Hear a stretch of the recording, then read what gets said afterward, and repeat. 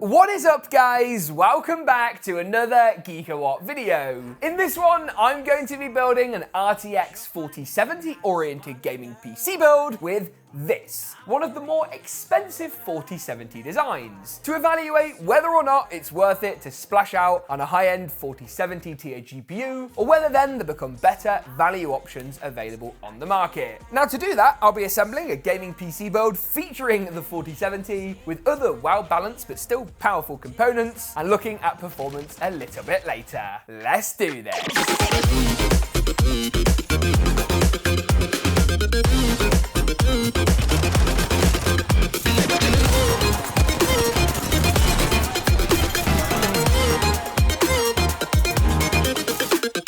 Corsair Xeneon 32-inch gaming monitor is a panel that packs a punch, bringing your games and media to life on a vibrant, ultra-slim 32-inch IPS 4K display. It's a panel with some power. What's more, the fast 144Hz refresh rate and nippy 1 millisecond response time ensure you can keep a competitive edge. Learn more about the Xeneon 32 UHD 144 at the first links in the description below, and buy now on the Corsair web store. I'll be splitting this video into two core sections. The first half will be me covering the parts I chose and why, and putting them all together as we go along, and the second half will be looking at performance later, comparing this build against other options and this card against comparable, cheaper and more expensive 4070 and non-4070 GPUs. So without any further ado, let's begin, shall we, by looking at the CPU and motherboard combo first of all. In terms of the CPU, I've actually gone for a Ryzen config for this build, something which will give you guys quite a few different options. If you're looking for a pure gaming build, the Ryzen 5 will be the best shout, but I want something that can do more, something that's also good for video editing and can also deliver top tier frames in the latest AAA titles. That's why I've picked up the 7800 X3D, arguably the fastest gaming CPU you can buy right now. I'll be installing it into MSI's X670E Tomahawk Wi-Fi. Of course, you could save money on a B650 board, but I didn't want to pick up an amazing CPU for video editing and for gaming and cheap out too much on the board design. AMD is of course DDR5 only as well, so that does simplify the motherboard pick somewhat. This board is absolutely loaded to the rafters with features, everything from PCI Generation 5 on our X16 slots to PCI Gen 5 M.2 slots as well. You've got loads and loads of cooling for your M.2 SSDs, plenty of overclocking headroom, and a very, very meaty I/O. So 2.5 gig Ethernet, 10 gigabit and 20 gigabit USB Type A and Type C, DisplayPort over USB-C, Wi-Fi 6E, optical audio, the list, it goes on, ladies and gentlemen. But this is a great option. And also, despite the fact it's a high-end X670E design, doesn't cost a fortune. Inside of the board, as I say, I'll be installing our Ryzen 7000 processor, a little bit different to any of the previous AMD CPU generations. So even if you've installed an AMD chip before, pay attention, as the installation process has differed compared to recent years. So lift up the socket cover, drop the chip in. The pins this time around are on the motherboard, which makes the board itself more delicate before adding the cover back into place. Now what you want to do here is just make sure this is all seated nice and easily, add the retention arm in, and that should in turn release the black plastic socket cover. Now while I'm here, I'm also going to install the RAM or the memory, but first I want to take a look at the CPU cooler, as I'm not entirely sure how much room I'm going to have for the memory. This DeepCool AK620 really piqued my interest. Normally I'd opt for a liquid cooler in a build like this, but DeepCool claim that this can actually do a really good job of keeping the new Ryzen CPUs nice and chilly, especially the 7800 X3D. And I suppose there's only really one way to find out how true that statement really is. I mean, look at that. So we've got how many heat pipes? 1, 2, 3, 4, 5, 6 heat pipes up each heatsink. These of course go through that copper block on the bottom. 2 120mm DeepCool Black Edition fans, and this beautiful heatsink design that I think looks so good. Now, what I'm going to do is actually just take the memory out. My provisional first choice is this AMD Expo kit from Corsair with a 6000 megahertz speed, so pretty snappy as far as memory goes. And I'm just going to install this into the second and fourth DIMM slots. I can't guarantee this is going to fit with the cooler, so I do have a backup plan.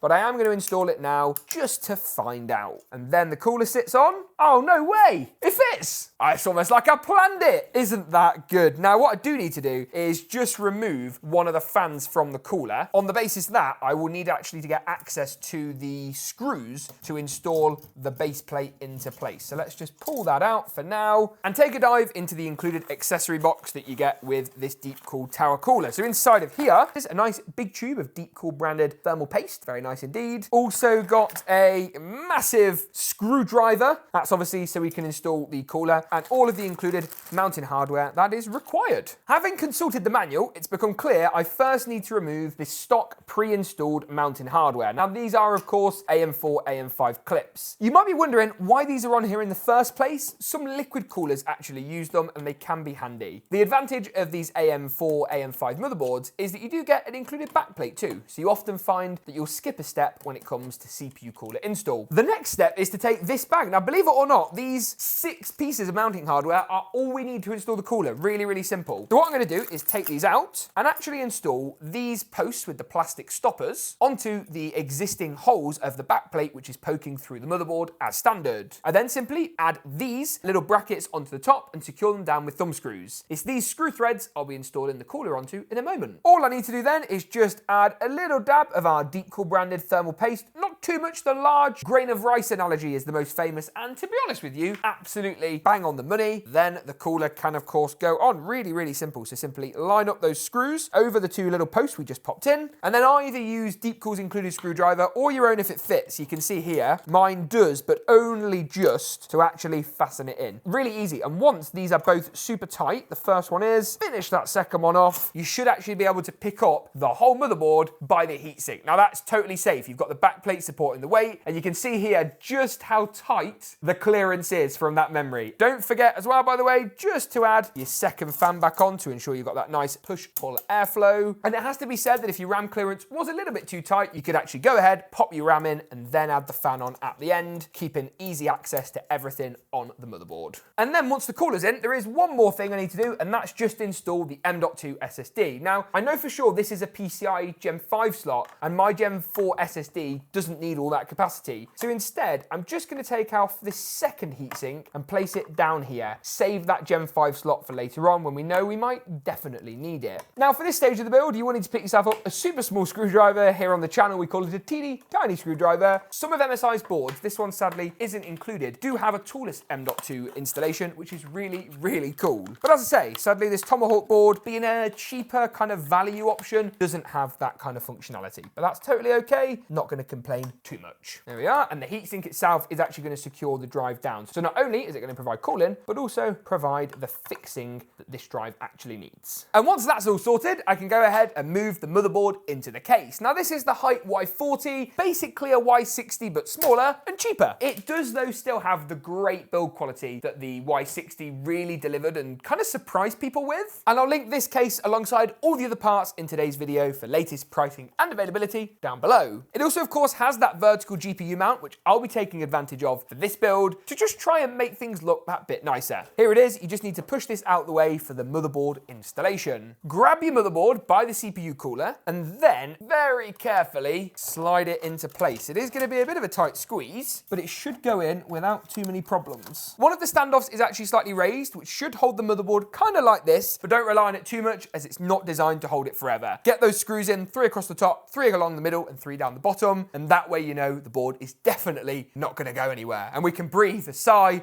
of relief. Oh, finally. So I'm going to speed through and pop our NZXT C750 PSU in, fully modular, 80 plus gold, great value for money, and finish things off with the graphics card, the bit you're probably all waiting for. I've also picked up some custom PSU cable extensions from Easy DIY Fab, my favourite power supply extensions you can buy, and I'm going to also just pop those in. So motherboard, I say motherboard first of all, if I can see it, reach it, I believe.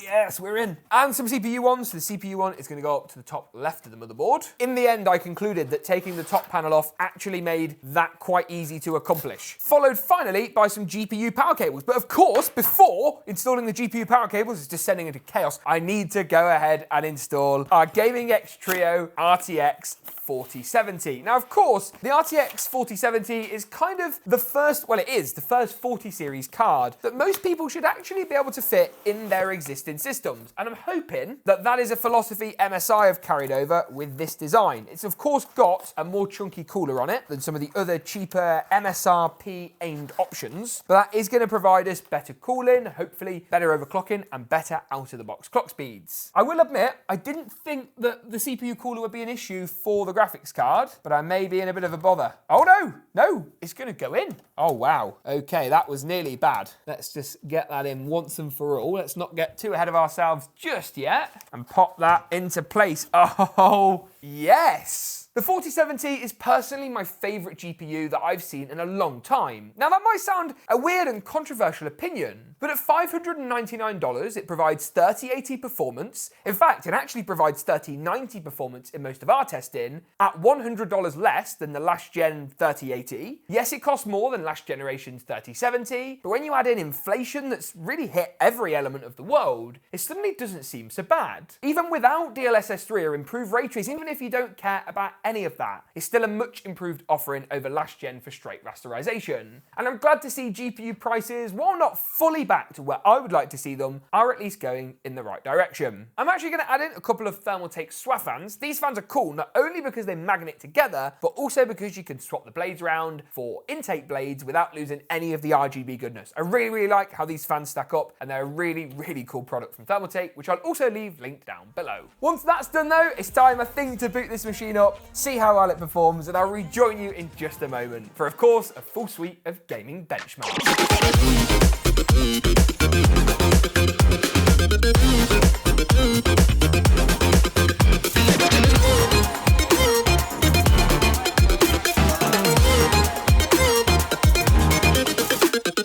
One thing's for certain, it's that this build looks the part, but does the performance stack up equally as you'd expect? Well, we put it through its paces in a number of different titles to determine just how good this system really performs. Tested Warzone 2 first of all at 1440p high with DLSS set to performance, and this build achieved an impressive 130 frames per second on average.